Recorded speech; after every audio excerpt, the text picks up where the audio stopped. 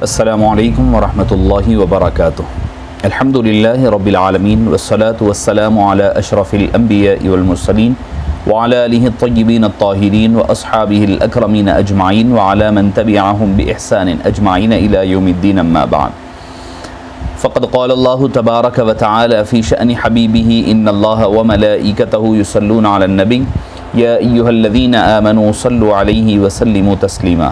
اللہم صلی وسلم وزد وبارک علی حبیبک سیدنا ونبینا ومولانا محمد وعلی آلہ وصحبہ افضل صلواتک وعدد معلوماتک وبارک وسلم۔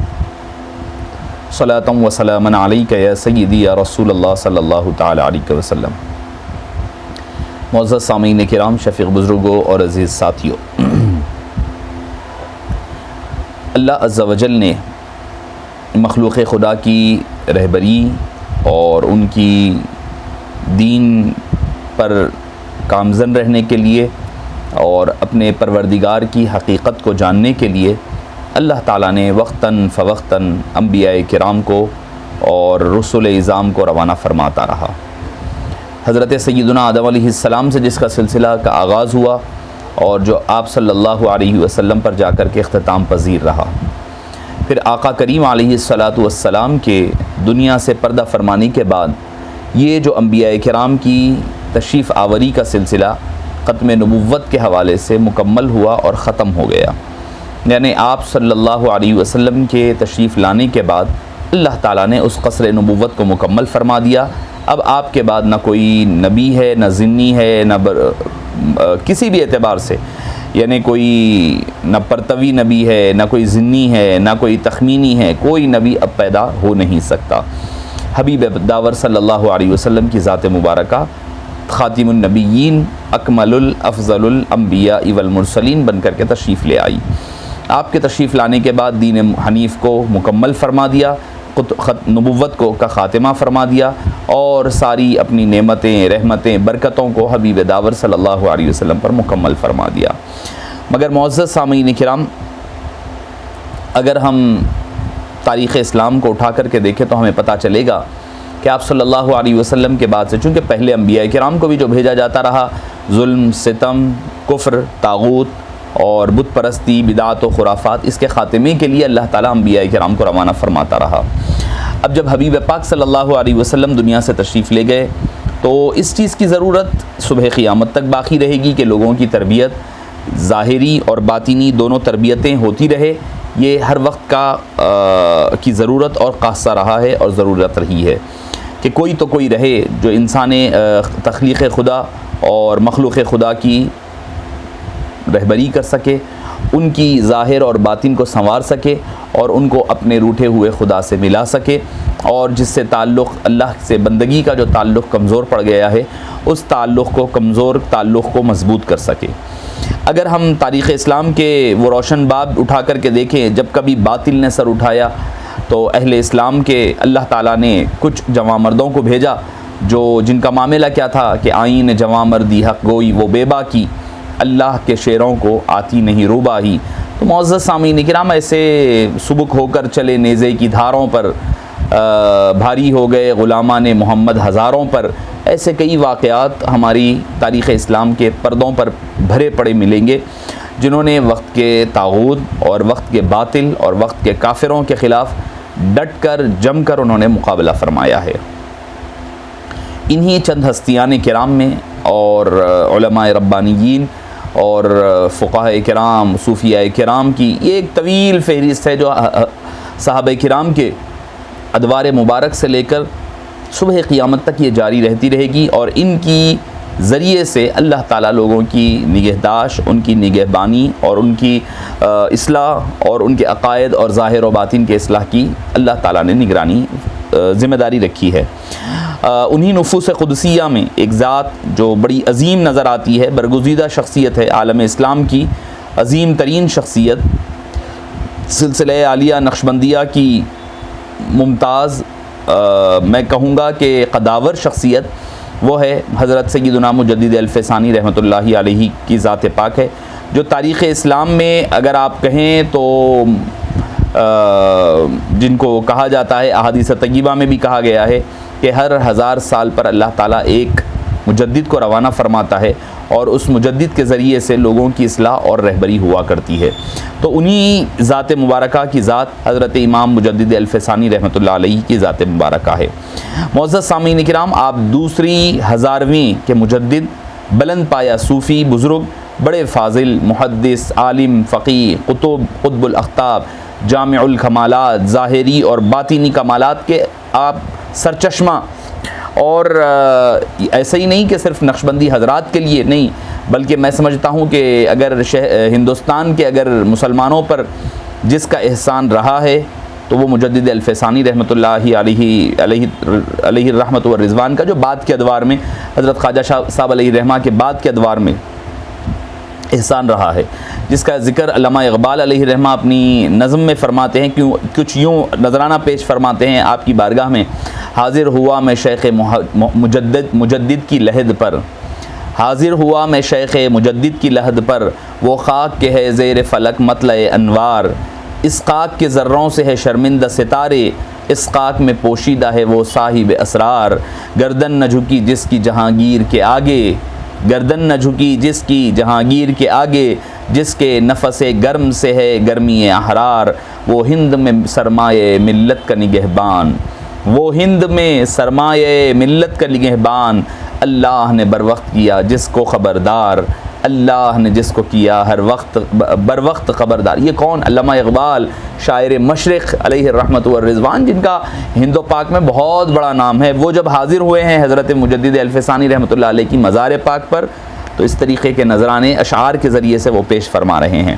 معزز سامعین کرام، آپ کی ولادت باسعادت کے بارے میں آتا ہے کہ 14 شوال المکرم 971 سن ہجری اور 1564 عیسوی میں سرہند میں ہوئی۔ آپ کا سلسلہ 31 واسطوں سے خلیفہ دوم حضرت سیدنا علی عمر بن خطاب رضی اللہ عنہ ارضاہ سے جا ملتا ہے۔ کیا عجیب شان ہے، دیکھیے آپ، الحمدللہ ثم الحمدللہ، اللہ نے ہمیں کیا فضیلت، کیا مطلب مقام عطا فرمایا ہے کہ ایک تو نقشبندی، چونکہ عاجز نقشبندی ہونے کے اعتبار سے مجدد الفسانی رحمۃ اللہ علیہ بھی فاروقی ہیں، اور جس مدرسے میں اور جامعہ میں اللہ نے ہمیں اکتساب فیض حاصل کرنے کا جو موقع عنایت فرمایا، جامعہ نظامیہ، اس کے بانی اور فاؤنڈر بھی فاروقی امام انوار اللہ، وہ مجدد احمد سرہندی فاروقی ہے، یہ انوار اللہ فاروقی حیدرآبادی ہے۔ یہ اللہ کا فضل ہے کہ حضرت سیدنا فاروق اعظم رضی اللہ عنہ سے نسبتیں، یہ 40ویں واسطے میں ہیں، وہ 21ویں واسطے میں فاروقی ہیں اور فاروقی تلوار تھامے ہوئے تھے۔ تحصیل علم کے بارے میں آتا ہے کہ آپ نے قرآن کریم حفظ فرمانے کے بعد اپنے والد ماجد حضرت شیخ عبدالاحد سرہندی، آپ کے والد ماجد کا نام، جو خود بھی ایک عالم بعمل صوفی باصفا، اور آپ کا تعلق کیا تھا سلسلے قادریہ میں آپ داخل بیت تھے۔ حضرت شیخ کمال کیتھلی علیہ الرحمہ، جو 981 میں جس کا وصال ہوا ہے، ان سے نسبت حاصل تھی، ان سے تعلق جڑا ہوا تھا۔ پھر سلسلہ چشتیہ کے باکمال بزرگ رہے ہیں۔ آپ نے اپنے والد ماجد سے علوم عقلیہ، نقلیہ، ابتدائی تعلیم حاصل کی۔ پھر حضرت کمال الدین کشمیری علیہ الرحمہ سے بعض معقولات سے نہایت تحقیق کے ساتھ پڑھی۔ پھر یعقوب الکشمیری علیہ الرحمہ سے علم حدیث کا اکتساب فرمایا۔ حرمین شریفین تشریف لے گئے، وہاں جا کر شیخ عبد الرحمن بن فہد علیہ الرحمہ سے سند حاصل کی۔ پھر سیاستہ، دیگر کتب، مفردات اور وغیرہ میں آپ نے اجازت بھی حاصل کی، اور ساتھ ہی ساتھ آپ نے اکتساب فیض بھی حاصل کیا۔ معزز سامعین کرام، آپ جامع السلاسل تھے، یعنی تمام یہ سلاسل میں آپ کو بیعت اجازت بھی حاصل تھی، لیکن سلسلے نقشبندیہ میں آپ کا بڑا ذوق رکھا کرتے تھے۔ سلسلے چشتیہ آپ نے اپنے والد ماجد سے خلافت پائی تھی۔ سلسلے قادریہ میں اپنے والد کے علاوہ حضرت شاہ سکندر کتھلی علیہ الرحمہ سے خلافت پائی تھی، اور سلسلے سہروردیہ کبرویہ میں اپنے استاد جد شیخ یعقوب الکشمیری علیہ الرحمہ سے آپ نے خلافت پائی تھی۔ اب رہی بات جو سلسلے نقشبندیہ، جس میں آپ کی سب سے زیادہ دلچسپی رہی تھی، سب سے زیادہ آپ مطلب جس کی ترویج و اشاعت کیے ہیں، وہ آپ نے حضرت خواجہ وقت خواجہ خواجہ باقی باللہ قدس اللہ سرہ العزیز سے سلسلہ نقشبندیہ میں بیعت حاصل کی۔ حضرت خواجہ باقی باللہ علیہ الرحمہ نے ایک مخلص سے فرمایا کہ سرہند سے ایک شخص احمد نامی نے جو کثیر العلم اور قوی العلم ہے، فقیر کے ساتھ نشست و برخاست رکھی۔ اس سے ان کے حالات سے معلوم ہوتا ہے کہ وہ ایک ایسا آفتاب ہوگا کہ دنیا اس سے روشن ہو جائے گی۔ کون؟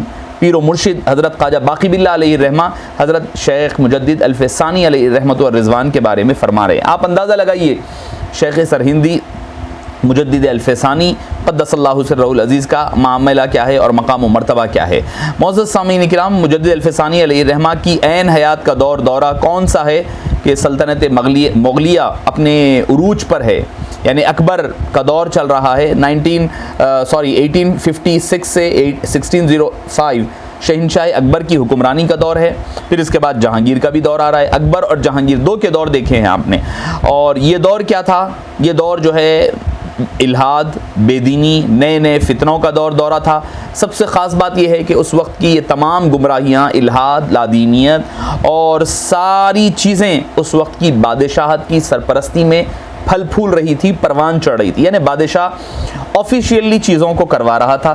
ایک تو یہ ہے کہ عوام کر لے تو ایک بات ہوتی ہے، عوام کے کرنے پر آپ آسان ہوتا ہے کہ کوئی فتنہ ہو تو آسانی کے ساتھ اس کا رد کر سکتے ہیں، مگر اگر کوئی بادشاہ خود اپنی سرپرستی میں کروائے تو آپ اندازہ لگائیے کہ کتنا سخت کام ہوتا ہے، کتنی مشکل کام ہوتی ہے۔ خود اکبر بادشاہ، کئی ایسی تحریکیں اس دور میں، مہدویت کی تحریک اپنے عروج پر ہے، لادینیت کی تحریک اپنے عروج پر ہے، اور جھوٹے تصوف کے دعوے داروں کی تحریک اپنے عروج پر ہے، اور رفافظ اور شیعہ کی تحریک اپنے عروج پر ہے۔ یہ آپ کا دورہ ہے، ہر طرف فتنے ہی فتنے بھرے پڑے ہوئے ہیں۔ امام مجدد الفسانی علیہ الرحمہ ان فتنوں کے دور میں تشریف لاتے ہیں۔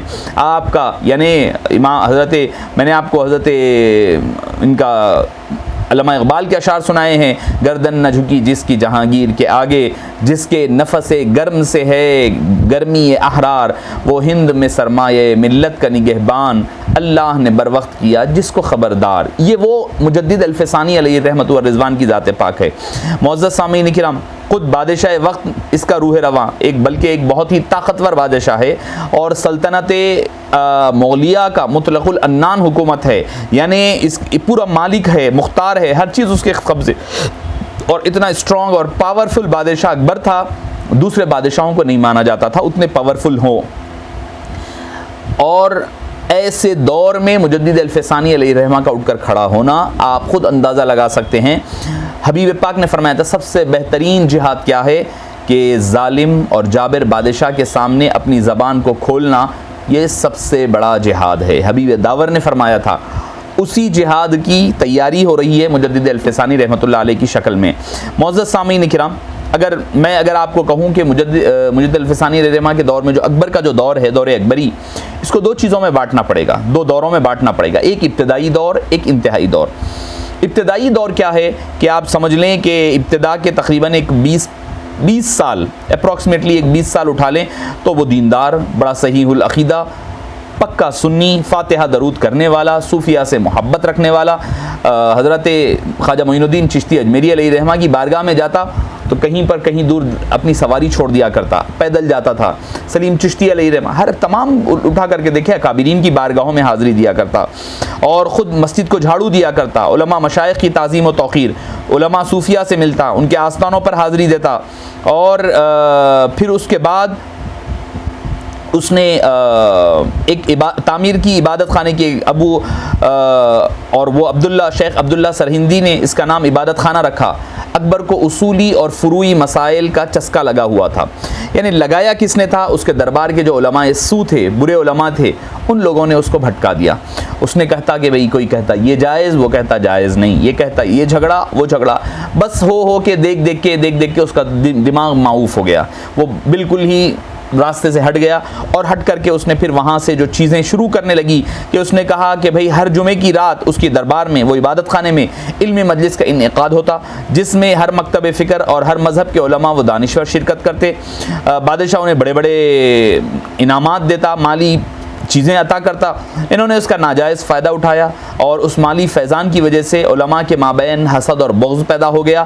اب یہاں سے علماء میں آپس میں جھگڑے شروع ہونے، یہ پہلا دور ختم پر ہے، آپس کے علماء کے جھگڑے شروع ہوئے اور ہوتے ہوتے ہوتے اکبر علماء سے بدظن ہو گیا، ہوتے ہوتے پھر اس نے 987 ہجری یعنی 1579 عیسوی میں درباری علماء نے ایک محضر نامہ تیار کروایا، جس کی روح سے اکبر کو عادل، عاقل اور عالم یعنی عقل سب سے بڑا عدل کرنے والا، سب سے بڑا عقل والا، سب سے بڑا علم والا قرار دیتے ہوئے تمام درباری علماء سے اس پر دستخط کروا کر بادشاہ کو مجتہد تسلیم کروایا گیا۔ یعنی اس دور کی بات، شیخ مبارک ناگوری نے اس محضر کے نیچے یہ لکھا تھا کہ میں اس بات کا دل و جان سے خواہش مند تھا اور سال ہا سال سے اس کا منتظر بھی تھا۔ بادشاہ کو فتویٰ دینے کا اختیار مل گیا، پھر اجتہاد کی راہیں کھول دی گئی، امام کی رائے مستند سمجھی گئی، کسی کی مخالفت باقی نہ رہی، تحلیل و حرام کا اختلاف ختم کر دیا گیا، شریعت کے مقابلے میں امام یعنی بادشاہ کی رائے کو فوقیت دی جانے لگی۔ یہ ساری چیزیں کون؟ شیخ معصوم سرہندی علیہ رحمہ کے اپنے مقامات میں لکھا ہے۔ ان حالات اور ماحول کو دیکھ کر ہر غیر اسلامی تحریکوں کو یہاں پنپنے کا خوب موقع ملا اور باطل فرقے جو ہندوستان آئے ان میں سب سے خطرناک فرقے نقطویہ کے عقائد تھے۔ ان کے نزدیک نماز، حج، قربانی بے عقلی کی مترادف تھا اور طہارت، غسل کے مسائل کی بھی وہ مذاق اڑایا کرتے۔ ان کا عقیدہ تھا کہ مذہب اسلام منسوخ ہو چکا ہے، اس لیے اب نئے دین کی ضرورت ہے۔ ان کا ماننا یہ بھی تھا کہ اسلام کی عمر صرف 1000 سال کی تھی، اب 1000 سال کے لیے ہمارے مرتب کردہ عقائد کو ماننا پڑے گا۔ اس فرقے کے بانی دراصل ایرانی علماء تھے۔ جو شاہ عباس صفوی کو ان کے عقائد کا علم ہوا تو اس نے اس فرقے کے ماننے والے 1000 افراد کو موت کے گھاٹ اتار دیا۔ ان میں سے کچھ افراد جان بچا کر ہندوستان آ گئے۔ یہ اس فرقے کے افکار کا اثر تھا کہ بادشاہ نے 28 سال یہ فرض کر لیا کہ حضور اکرم صلی اللہ علیہ وسلم کی بعثت کے 1000 سال پورے ہو چکے اور پھر اس کے بعد دین اسلام کی مدت ختم ہو گئی، علماء و مشائخ کا کردار ختم کر دیا گیا اور اس نے وہاں سے دین الہی کا یعنی ایک نئے دین کا آغاز کیا اور اعلان کر دیا کہ آج کے بعد یہی دین ہوگا۔ وہ دین میں ہوگا کیا؟ وہ دین میں ہوگا یہ کہ ہر ایک کے لیے برابری ہوگی، یعنی کیا؟ سیکولرزم، جس کو آج ہم نام دیا جا رہا ہے سیکولرزم کے نام پر ہر چیز کو ختم کیا جا رہا ہے۔ آج بھی ہمارے پاس کچھ کھلے ذہن کے لوگ ایسے بن گئے ہیں جو کہتے ہیں بھائی ہر چیز کو ایک ساتھ کرو، ٹھیک ہے، سب کا ساتھ لو، ان کو بھی لو ان کو بھی لو۔ تو اسلام میں تو یہ نہیں ہو سکتا۔ اسلام حق ہے، جتنے ہوں گے رواداریاں اپنی جگہ ہوگی، مگر اپنے عقائد اور اپنی جو روایات ہیں، اپنے جو کردار ہیں، اس کو ترک کرنے کی اسلام اجازت نہیں دیتا۔ تو معزز سامعین کرام، اب یہاں پر علماء حق کے لیے ابوالفضل یہ القاب آئین اکبری میں جا بجا، یعنی علماء کے لیے نئے احمدی، گرفتار زندہ نے تقلید، سادہ لوحان تقلید پرست، یہ ایسے القابوں سے وہ یاد کیا جانے لگا اور اپنے دین الہی میں وہ کامیاب ہو گیا بنانے میں۔ اب اس کے بعد وہ نبوت کا دعویٰ کرنے کی بجائے خلیفۃ اللہ ہونے کا دعویٰ کر دے، ان کے ذہن میں یہ تھا۔ چنانچہ اکبر نے باقاعدہ اپنا کلمہ وضع کیا جس کے الفاظ یہ تھے: لا الہ الا اللہ نعوذ باللہ ثم نعوذ باللہ، اکبر خلیفۃ اللہ، اکبر جو ہے خلیفۃ اللہ ہے۔ اکبر نے عوام کی آنکھ میں دھول جھونکنے کے لیے لفظ نبی کا استعمال نہ کیا، نہ بھی کیا ہو، منصب نبوت کی توہین ضرور کرنے لگا۔ بدایونی نے صاف لکھا ہے کہ مسلمانان ہند مزاج قدح صریح در نبوت می گردن، مسلمانان ہند مزاج نبوت کی قدح کرنے لگے تھے۔ اکبر کے دین الہی کے مفسدات، وہ اعتقادات، وہ احکامات جن کو مورخین نے بڑی تفصیل کے ساتھ ذکر کیا ہے۔ اکبر دا گریٹ مغل نامی ایک کتاب ہے، اسمت نام کی کتاب ہے، اس میں سب کچھ دیکھیے۔ آپ مجدد صاحب کی سیرت کو کب سمجھ سکتے ہیں؟ جب یہ پتہ چلے کہ ان کے حالات دور کے کیا تھے، انہوں نے کن کے خلاف ٹھہرا ہے، کس کے خلاف آپ نے آواز اٹھائی تھی، یہ سمجھنا سب سے اہم ہوتا ہے۔ معزز سامعین کرام، حبیب پاک صلی اللہ علیہ وسلم کی شریعت مطہرہ کی تبدیلی، ایسے چیزوں کو اس نے ایجاد کر دیا۔ وہ کہتا تھا کہ بھئی ٹھیک ہے، ہندو مسلم کی شادی عام ہو جائے، اور اس نے اپنے دربار میں مندروں کا بنیادیں رکھ دی، تمام تہواروں کو منانا ہر ایک کے لیے، اور جو مسلمانوں میں یعنی قربانی کے، حج وغیرہ کے جو احکام ہیں اس میں تبدیلی کرنے کا آغاز کر دیا، اور یہاں پر جو ہے مختلف قسم کی بدعات، خرافات، ہر قسم کے کاموں کا آغاز کر دیا۔ معزز سامعین کرام، یہ وہ دور تھا جس دور میں حضرت سیدنا امام مجدد الفسانی امام سرہندی علیہ رحمہ، چونکہ اب میں تفصیلات بتاؤں اکبر کے دور کے تو بات طویل ہو جائے گی، چونکہ مجھے مجدد صاحب کے حالات کی طرف بڑھنا ہے۔ امام مجدد الفسانی نے دین علوم کی احیاء کے لیے بہت کوششیں صرف کی۔ سرہند کا آپ کا مدرسہ درس و تدریس کے لیے آپ نے خاص فرما دیا۔ غرض آپ نے اپنے مکاتب میں جا بجا جہاں جہاں ہو سکتا تھا آپ نے اپنے دلائل کو آپ نے پھیلانا اور اپنے علم دین کو پھیلانے کا آپ نے آغاز فرما دیا۔ معزز سامعین کرام، ایسے حالات میں جبکہ شریعت مطہرہ پر زک لگ رہی تھی، ایسے حالات میں مجدد الفسانی علیہ الرحمۃ والرضوان کی ذات مبارکہ وہ پہلی شخصیت ہے جس نے اس کا نوٹ لیا اور اس مذموم کارروائیوں کے خلاف آپ نے ذمہ دار افراد کے نام ایسے خطوط لکھے جس سے ظاہر ہو جاتا ہے کہ آپ نے کس طریقے سے انجام دیا، یعنی جو اس کے بادشاہ کے اطراف کے لوگ تھے، بڑے بڑے وزراء تھے، حکمران تھے، حکام تھے، ان کو آپ نے خط لکھ کر کے بتایا کہ یہ جو کام ہو رہا ہے یہ کام درست نہیں ہے، یہ اسلام میں جائز نہیں ہے، اگر ایسا ہوتا ہے تو ایسی صورتحال میں ہمیں بادشاہ کے خلاف اپنی آواز کو بلند کرنا پڑے گا۔ معزز سامعین کرام، آپ نے اہل سنت والجماعت کے عقائد کو لوگوں تک پہنچانے کا کام کا آغاز فرمایا۔ آپ نے بتلایا، کیسے بتلایا، آپ کی چند تعلیمات آپ کے گوشے گزار کرتے چلوں۔ آپ نے فرمایا نجات آخرت کا حاصل ہونا صرف اسی پر موقوف ہے کہ تمام افعال و اقوال و اصول میں اہل سنت والجماعت کا اتباع کیا جائے اور صرف یہی فرقہ جنتی ہے۔ اہل سنت والجماعت کے سوا جس قدر فرقے ہیں سارے جہنمی ہے۔ آج اس بات کو کوئی جانے یا نہ جانے، کل قیامت کے دن ہر شخص اس بات کو جان لے گا، مگر اس وقت جاننا بیکار ہوگا۔ مکتوب نمبر 69 جلد اول۔ پھر فرمایا حبیب پاک صلی اللہ علیہ وسلم کی ذات بات مقصود کائنات ہے۔ آپ فرماتے ہیں، لکھتے ہیں کہ اللہ تعالیٰ حدیث قدسی میں فرماتا ہے اللہم انت وما انا وما سواک ترکت لاجلک، یعنی اے اللہ تو ہی ہے اور میں نہیں ہوں اور تیرے سوا جو کچھ ہے سب کو میں نے تیرے لیے چھوڑ دیا ہے۔ معزز سامعین کرام، تب اللہ تعالیٰ نے حبیب پاک کو فرمایا یا محمد انا وانت وما سواک خلقت لاجلک، اے حبیب میں ہوں اور تو ہے اور تیرے سوا جو کچھ ہے سب کو میں نے تیرے لیے چھوڑ دیا ہے۔ مکتوب نمبر 8 جلد نمبر 2 صفحہ نمبر 18۔ پھر فرماتے ہیں معرفت رب العالمین کا سبب حقیقی ذکر کرتے ہیں، فرماتے ہیں لولا کلما خلقت الافلاق، یعنی اگر حبیب آپ کو پیدا نہ کرتا تو میں مخلوق کو پیدا نہ کرتا۔ لولا کلما اظہرت الربوبیہ، اے حبیب اگر تمہارا پیدا کرنا مجھے مقصود نہ ہوتا تو میں اپنی خلقت کو ہی پیدا نہیں کرتا۔ مکتوب نمبر 112 جلد نمبر 3 صفحہ نمبر 223۔ فرماتے ہیں آپ اپنی زندگی کا مقصد و محور بتاتے ہیں، مجھے اللہ تعالیٰ کے ساتھ اس لیے محبت ہے کہ وہ محمد صلی اللہ علیہ وسلم کا رب ہے، وہ محمد صلی اللہ علیہ وسلم کا رب ہے۔ مکتوب نمبر 221۔ آپ فرماتے ہیں کہ رسول اکرم صلی اللہ علیہ وسلم کا سایہ نہ ہونا، آپ کا نور ہونا، آپ کا علم غیب، ساری چیزوں پر آپ نے ذکر فرمایا۔ پھر اپنا مسلک پر تسلب و تشدد کا ذکر فرمایا جو شخص تمام ضروریات دین پر ایمان رکھنے کا دعویٰ کرے لیکن کفر اور کفار کے ساتھ نفرت و بیزاری نہ کرے وہ در حقیقت مرتد ہے، اس کا حکم منافق کا حکم ہے۔ جب تک خدا اور رسول کے دشمنوں کے ساتھ دشمنی نہ رکھی جائے اس وقت تک خدا کے ساتھ محبت کا دعویٰ بیکار ہے۔ یہی پر یہ کہنا ٹھیک ہے تولا ہے تبرہ نیست ممکن۔ مکتوب نمبر 266 جلد نمبر 1 صفحہ نمبر 325۔ فرماتے ہیں اہل بیت اطہار کی محبت کے بغیر ایمان مکمل نہیں ہے۔ پھر فرماتے ہیں کہ اصحاب رسول سے محبت کرنا کیسا ہے؟ فرماتے ہیں کہ ساتھ محبت ہے، ان کے ساتھ محبت کرنا حضور کے ساتھ محبت ہے، ان کے ساتھ عداوت حضور کے ساتھ عداوت ہے۔ مکتوب نمبر 267۔ پھر فرماتے ہیں تمام صحابہ کرام میں سب سے افضل و اعلیٰ سیدنا صدیق اکبر ہیں، پھر اس کے بعد افضل حضرت سیدنا فاروق اعظم ہے، پھر اس کے بعد ان دونوں پر امت کا اجماع ہے اور چاروں ائمہ مجتہدین چاہے وہ امام اعظم ہو، امام شافعی ہو، امام مالک ہو، امام احمد بن حنبل ہو، سب کا اس پر اتفاق ہے اور اکثر علماء اہل سنت کا بھی یہی مذہب ہے کہ حضرت عمر کے بعد تمام صحابہ میں افضل سیدنا عثمان، پھر اس کے بعد تمام امت میں سب سے افضل سیدنا مولا علی کرم اللہ وجہہ الکریم کی ذات پاک ہے۔ مکتوب نمبر 266 جلد نمبر 1 صفحہ نمبر 330۔ پھر فرماتے ہیں مولا علی حق پر ہیں، فرماتے ہیں کہ حضرت بی بی عائشہ، سیدنا طلحہ، سیدنا زبیر و سیدنا معاویہ و سیدنا عمرو بن العاص کی لڑائیاں ہوئی، ان سب میں مولا علی کرم اللہ وجہہ الکریم حق پر تھے اور یہ حضرات خطا پر لیکن وہ قطع انادی نہ تھی بلکہ قطع اجتہادی تھی۔ مجتہد کو اس کی قطع اجتہادی پر بھی ایک ثواب ملتا ہے۔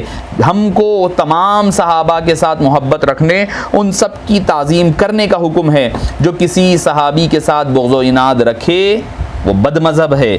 خلاصہ مکتوب 266 جلد نمبر 1 صفحہ نمبر 326 تا 330۔ پھر فرماتے ہیں روافظ سے، رافضیوں سے بچو جو کلمہ پڑھتے اور اپنے آپ کو مسلمان کہتے ہیں لیکن صحابہ کے ساتھ دشمنی کرتے ہیں۔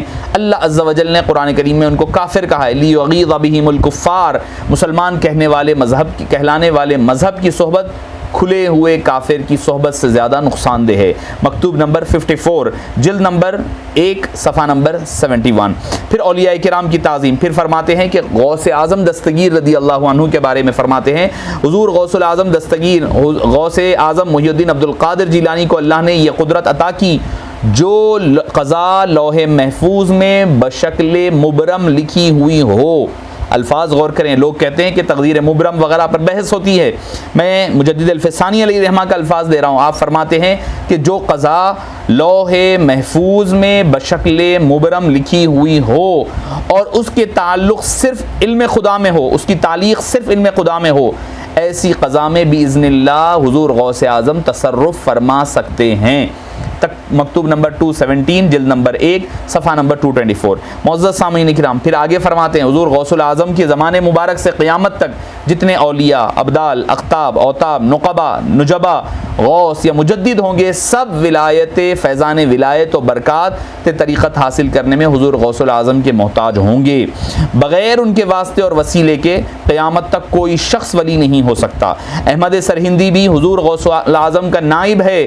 جس طرح سورج کا پرتو پڑنے سے چاند منور ہوتا ہے، اسی طرح احمد سرہندی پر بھی تمام فیوز و برکات حضور غوث الاعظم کی بارگاہ سے فائز ہو رہے ہیں۔ مکتوب نمبر 123 جلد نمبر 3 صفحہ نمبر 248۔ پھر فرماتے ہیں کہ تقلید واجب ہے۔ پھر اس کے بعد آپ ہندو دیوی دیوتاؤں کو، آج کل ہمارے پاس بھی چل رہا ہے کہ ان کو پیغمبر ماننا یا اوتار، فرمایا کہ یہ جائز نہیں ہے، نہ ان کو خدا سمجھو، نہ پیغمبر مانو، نہ اوتاد مانو۔ فرماتے ہیں ہندوؤں کے دیوتا مثل رام و کرشن وغیرہ کافر و بے دین تھے کہ لوگوں کو اپنی عبادت کی طرف بلاتے تھے اور اس بات کے بھی قائل تھے کہ خدا ان کے اندر حلول کیے ہوئے ہیں۔ ہندو جس رام و کرشن کو پوجتے ہیں وہ تو ماں باپ سے پیدا ہوئے تھے۔ رام وسرت کا بیٹا تھا، لکشمن کا بھائی اور سیتا کا خاوند تھا، لہٰذا یہ کہنا کہ رام و رحمان ایک ہی ہستی ہے، ایک ہی ہستی کے دو نام ہیں، کس طرح ٹھیک ہو سکتا ہے؟ مکتوب نمبر 167 جلد نمبر 1 صفحہ نمبر 171۔ پھر میلاد و عرس کے جواز کا اپنے ذکر فرمایا۔ بے ادب و گستاخوں سے صلح جائز نہیں ہے فرمایا۔ پھر فرمایا بادشاہ حکمران کی حقیقت کیا ہے؟ آپ نے فرمایا جب تک وہ درست ہے، فرمایا کہ بادشاہ کا اور رعایا کا معاملہ کیا ہے؟ جیسا کہ دل اور جسم کا معاملہ ہے۔ فرماتے ہیں اگر دل ٹھیک رہتا ہے تو بدن بھی ٹھیک رہتا ہے، اگر دل بگڑ جاتا ہے تو بدن بھی بگڑ جاتا ہے۔ فرماتے ہیں اسی طرح جب کوئی بادشاہ بگڑ جاتا ہے، حکمران بگڑ جاتا ہے تو اس کے ساتھ ساتھ اس کی رعایا بھی بگڑ جاتی ہے۔ اگر بادشاہ بگڑ جائے تو ملک بھی بگڑ جائے گا، یہ بگڑنا لازم ہو جائے گا۔ پھر آپ نے شہزادہ خرم جس کو کہتے ہیں شاہ جہاں، اس کو بشارت دی۔ ایک دن مجدد صاحب تنہا تشریف فرما تھے، شہزادہ خرم آپ کی خدمت میں آیا اور اس کیا کہ عجیب بات ہے کہ میں نے آپ کی ہر طرح طرفداری کی، حمایت کی، مگر آپ میرے حق میں کوئی دعا کرنے کی بجائے بادشاہ وقت کے حق میں دعا فرمائی۔ آپ نے فرمایا مت گھبرا، مجھے اللہ کی طرف سے معلوم ہوا ہے کہ تو عنقریب تخت پر بیٹھے گا اور تیرا لقب شاہ جہاں ہوگا۔ خرم نے استدعا کی کہ مجھے بطور تبرک اپنی دستار عطا فرما دیں، تو امام ربانی نے اپنی دستار شہزادے کو دے دی جو عرصے تک مغل بادشاہوں کے پاس بطور تبرک موجود رہا کرتی تھی۔ معزز سامعین کرام، مجدد الفسانی علیہ الرحمہ نے اپنے مکتوبات کے ذریعے سے اپنے علم کو پھیلاتے ہوئے آپ نے اکبر کا رد فرمایا۔ اکبر کے بعد اس کا بیٹا نور الدین محمد جہانگیر نے، پھر جب وہ تخت پر ہوا اور اس کی جانشینی میں اس وقت ایک مجاہد امیر نواب مرتضیٰ خان فرید بخاری کا کلیدی کردار تھا، جیسے ہی جہانگیر جانشین ہوا حضرت مجدد الفسانی نے اپنی ذمہ داریوں کا احساس فرمایا۔